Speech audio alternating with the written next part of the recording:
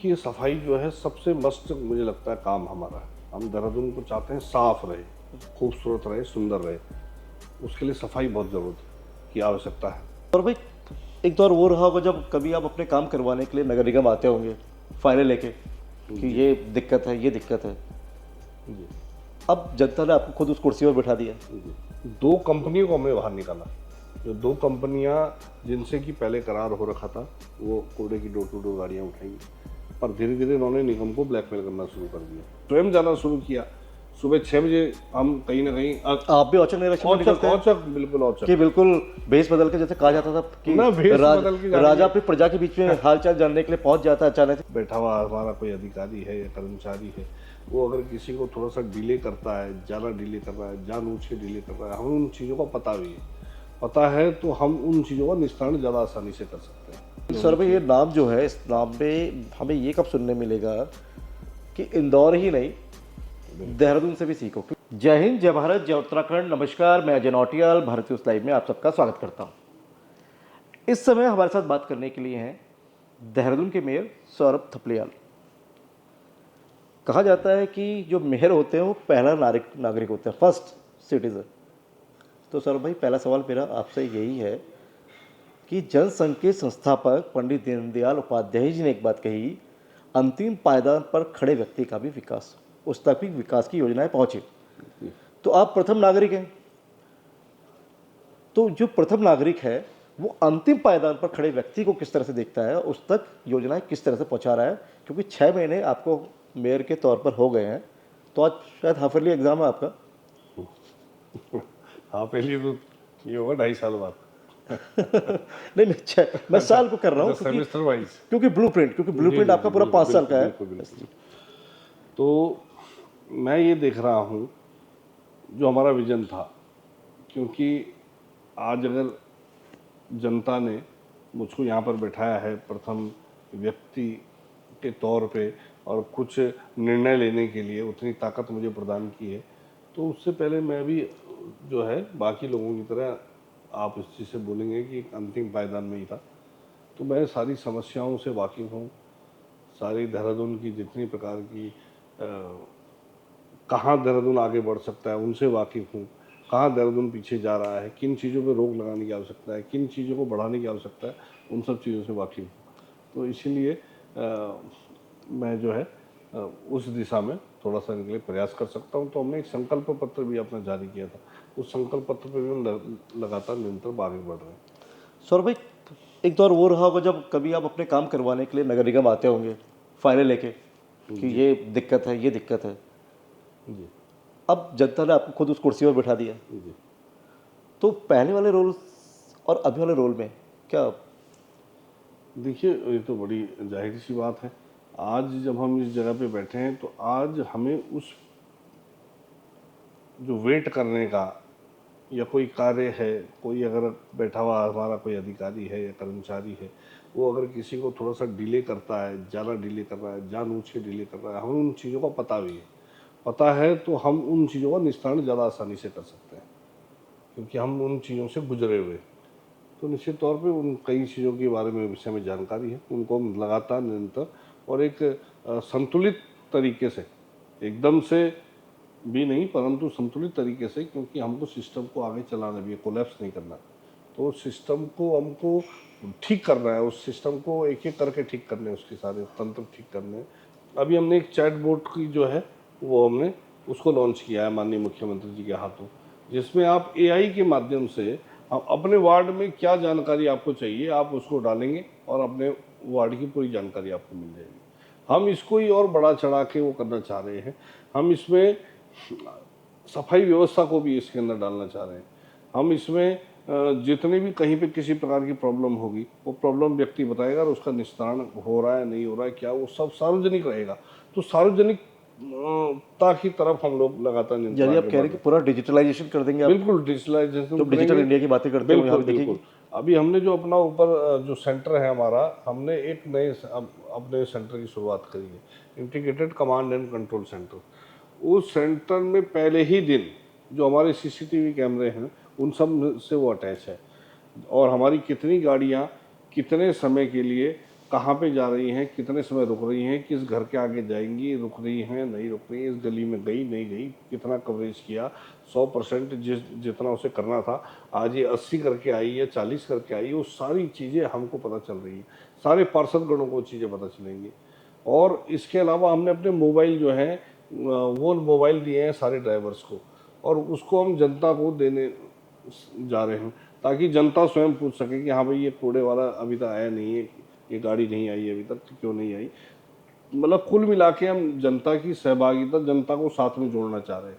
और वो जो ऐप है, ऐप के माध्यम से भी जो जनता है वो अपने गाड़ी आ रही है नहीं आ रही, वो सब चीज़ों को परख सकेगी, पता कर सकेगी, और सारे कार्य जो भी और किसी प्रकार की समस्या है वो भी कर पाएगी। ये सर भाई आप एक चीज़ देख रहे हैं कि नगर निगम की जो गाड़ियाँ आती है कहीं ना कहीं जनता की शिकायत होती है, समय नहीं है उसका।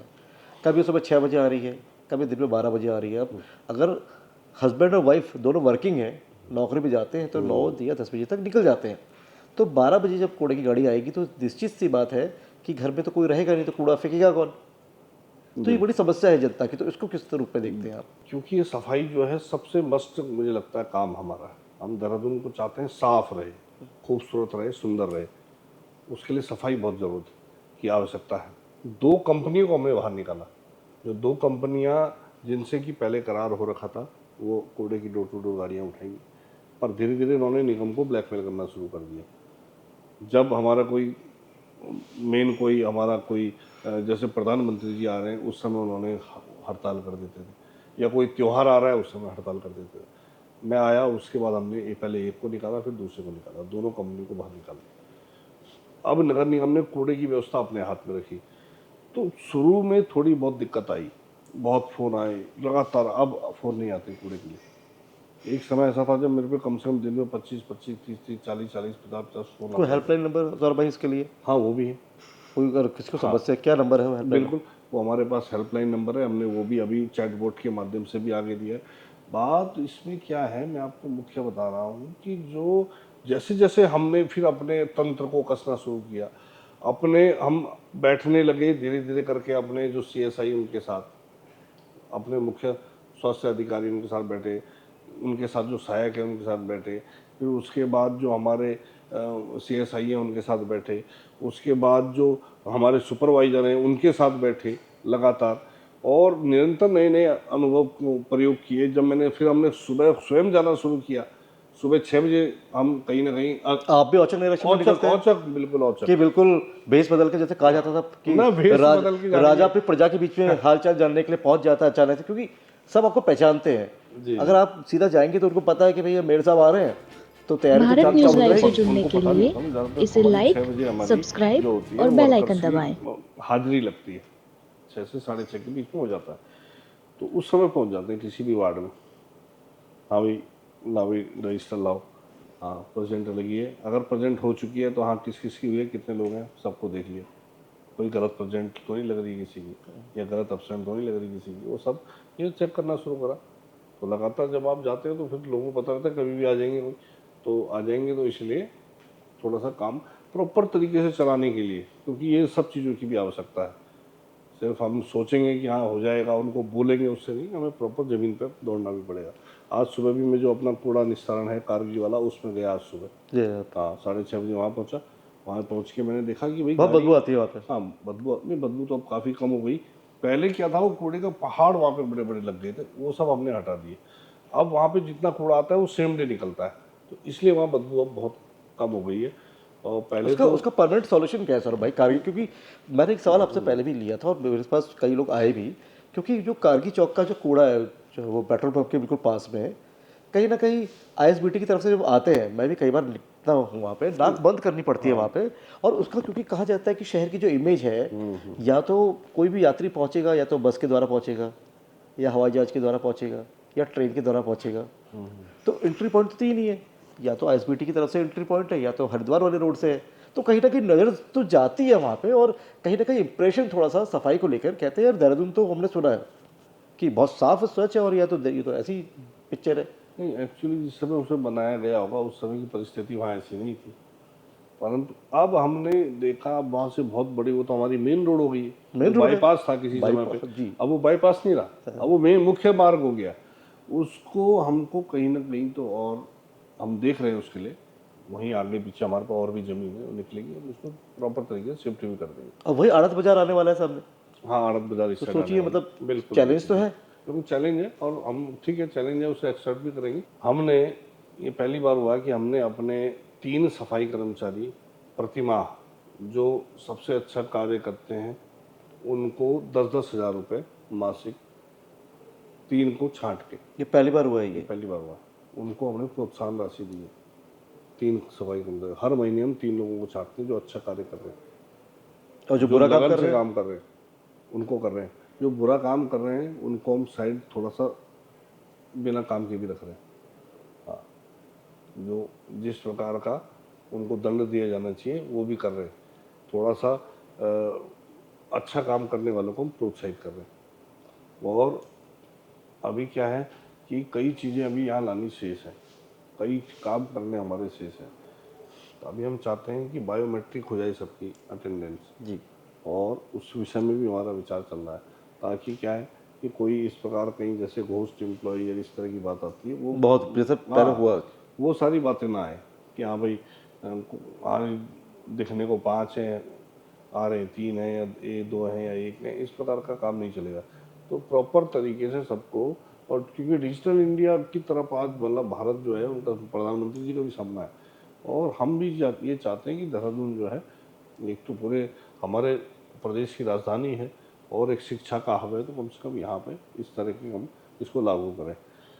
और साथ ही साथ हमने जो अपने चैट बोट हमने कल एक वो किया है, इसको लॉन्च करवाया माननीय मुख्यमंत्री जी के हाथों से, तो वहाँ पे भी अपनी कोई भी शिकायत है या कोई भी क्वेरी है आप कर सकते हैं। जो क्वेरी करेंगे तो उसका जवाब आपको मिलेगा तुरंत, और वो संबंधित विभाग पे जाएगा, संबंधित विभाग को उसका जवाब देना पड़ेगा। नहीं जाएगा तो वो तुरंत हमें पता चलेगा कि इस विभाग ने इतने समय से ये काम को नहीं किया है, तो हमारे पास उनकी सब पेंडिंग आएंगी, फिर हम उनसे पूछ सकते हैं। इस तरीके से हम धीरे धीरे करके उसको लागू कर रहे हैं। मुख्यमंत्री शिकायत पोर्टल जिसका चलता है वहाँ, जैसे उत्तराखंड में भी है, यूपी में भी, अलग राज्यों में चलता है मुख्यमंत्री शिकायत पोर्टल, यानी वो उस पर भी शिकायत दर्ज कर सकता है। क्या ऐसी कोई प्लानिंग है नगर निगम की कि नगर निगम भी अपना एक शिकायत पोर्टल? बिल्कुल निश्चित तौर पे ये हमारे अभी ये हमने जो शुरुआत की है ये ऐसे ही शुरुआत की है, शिकायत पोर्टल में भी शुरुआत की है। वहाँ से आदमी अपनी क्वेरी कर सकता है, अपनी शिकायत भी कर सकता है। अपनी रिपोर्ट में उन्होंने कहा कि भाई मैंने ये जन्म प्रमाण पत्र मांगा है और मुझे इतने समय से नहीं मिला है, वो हमको दिखाई देगा ना, वो हमको दिखाई देगा, तो हम बोलेंगे भाई ये इतने लोगों का ये मामला है, ये कौन से विभाग में ज़्यादा दिक्कत आ रही है, इससे हमको ये पता चलेगा। दूसरा, हमने क्या करा है कि कितने अभी यहाँ पे कितने हमने अपने स्वयं सहायता समूह के माध्यम से एक सर्वे करवा रहे हैं, कितनी यहाँ पर दुकानें हैं मीट की, कितनी यहाँ पर बार्बर शॉप है, कितनी यहाँ पर परचून की दुकान है, कितने यहाँ पर मकान है, कितने यहाँ 2 मंजिले मकान है, कितने यहाँ दूध की दुकान है। पूरा देहरादून का एक खाका हमने अपनी सेल्फ हेल्प जो हमारे ग्रुप है उनके एसएचजी के माध्यम से, और हमने महिलाओं को भेजा है। अब वो महिलाएं जाके के गली गली मोहल्ले से पूरे देहरादून का डाटा हम हमारे पास लाएंगी, फिर हमें पता चलेगा कि हमारे पास ये एक्चुअल में ऐसा है।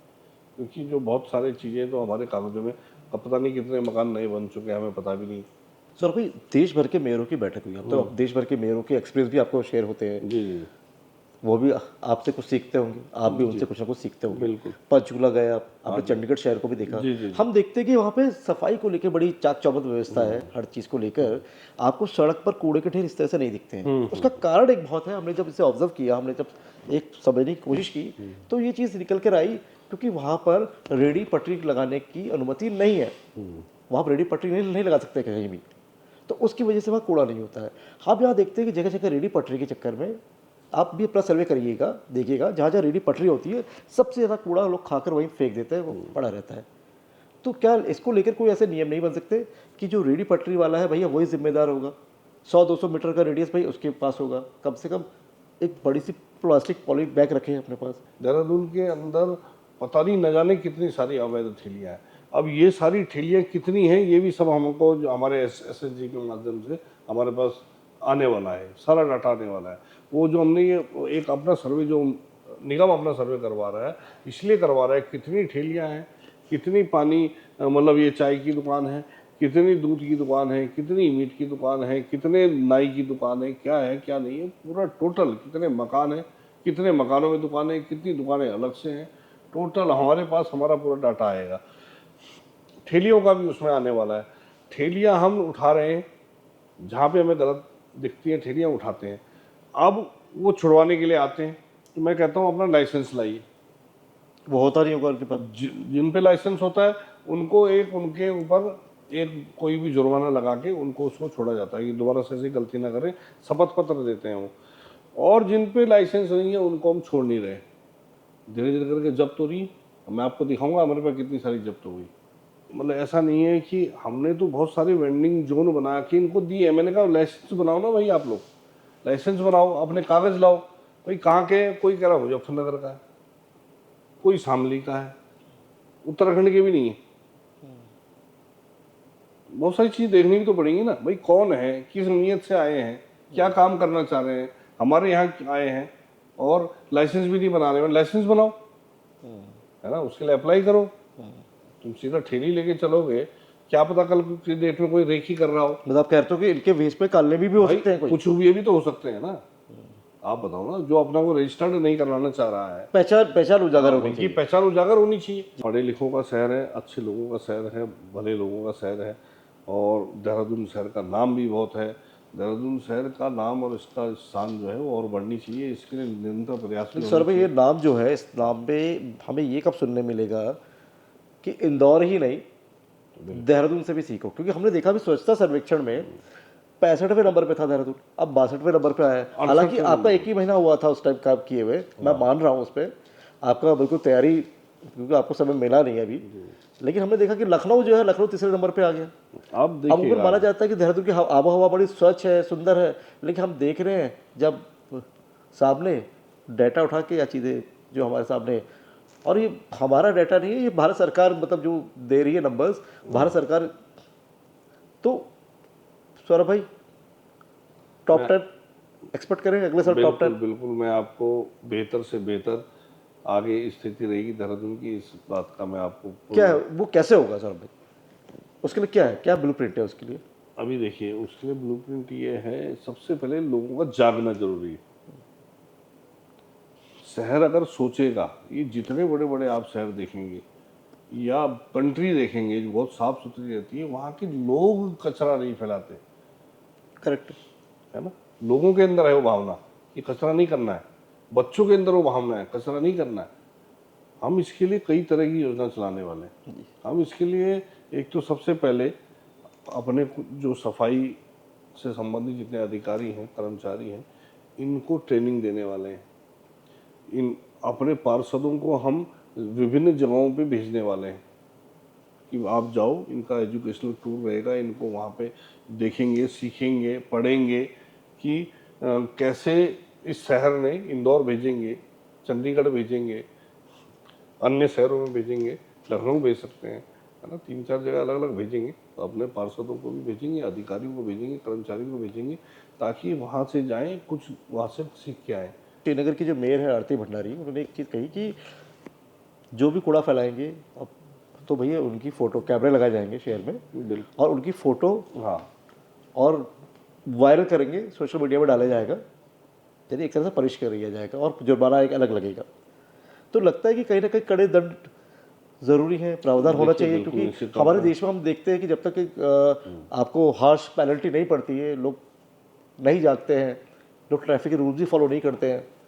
तो लगता है कि हर्ष होना पड़ेगा कहीं ना कहीं। देखिए बिल्कुल ज़रूरी है, ज़रूरी तो है। कैमरे लगेंगे, हम माने कि आने देखिए कैमरे तो सबसे पहले हमारा ही, सबसे पहले बोर्ड बैठक में देहरादून नगर निगम ने ये फैसला किया कि 5 करोड़ रुपए के सीसीटीवी कैमरे लगाएंगे। वो बात पूरे प्रदेश में भी गई, बाकी लोगों ने भी उसे स्वीकार किया। अच्छी बात है, अच्छी चीज़ को हमेशा लेना चाहिए।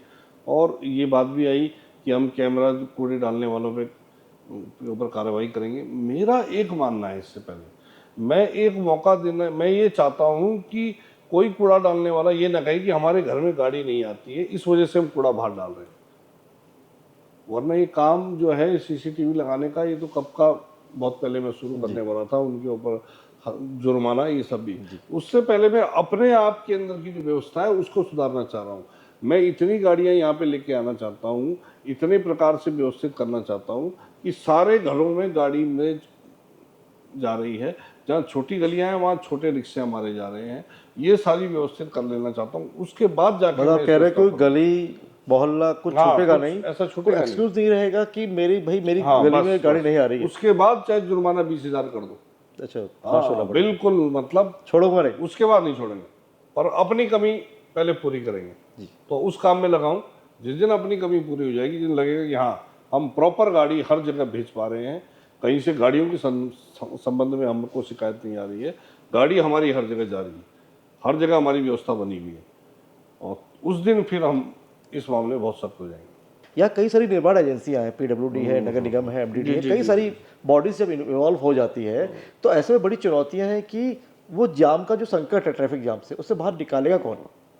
देखिए, ट्रैफिक जाम के लिए ट्रैफिक पुलिस के साथ हम लोग बैठते हैं, उनके साथ बैठना भी है। नहीं, रोड चौड़ी का हाँ, सौरभ, एक नहीं, सवाल है रोड चौड़ी क्योंकि का भी है। अतिक्रमण जो है, अतिक्रमण क्योंकि आपका विषय है, अतिक्रमण नगर निगम का विषय है। अब कभी आप ठेली हम उठाने की बात करते हैं, आप कहते नहीं यार ठेली नहीं उठानी चाहिए, गरीबों का क्या।